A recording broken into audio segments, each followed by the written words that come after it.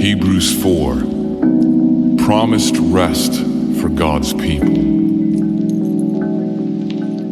God's promise of entering his rest still stands, so we ought to tremble with fear that some of you might fail to experience it. For this good news that God has prepared this rest has been announced to us just as it was to them.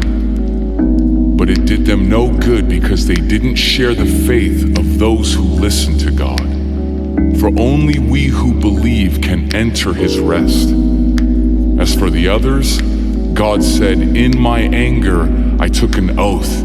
They will never enter my place of rest." Even though this rest has been ready since he made the world.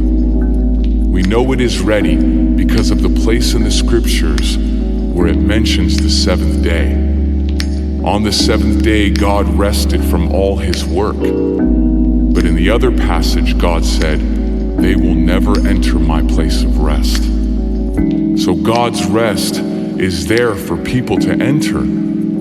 But those who first heard this good news failed to enter because they disobeyed God.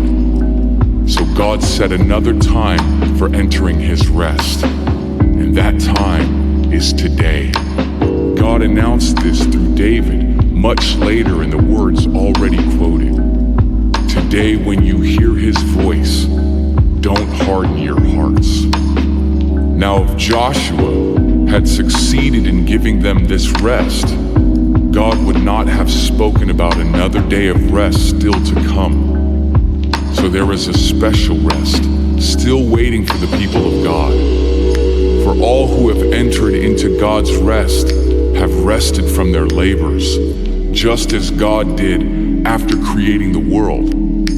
So let us do our best to enter that rest. But if we disobey God, as the people of Israel did, we will fall. For the word of God is alive and powerful. It is sharper than the sharpest two-edged sword, cutting between soul and spirit, between joint and marrow. It exposes our innermost thoughts and desires. Nothing in all creation is hidden from God. Everything is naked and exposed before his eyes, and he is the one to whom we are accountable. Christ is our high priest. So then, since we have a great high priest who has entered heaven, Jesus, the Son of God, let us hold firmly to what we believe.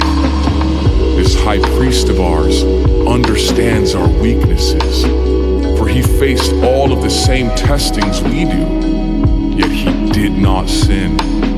So let us come boldly to the throne of our gracious God. There we will receive his mercy, and we will find grace to help us when we need it most.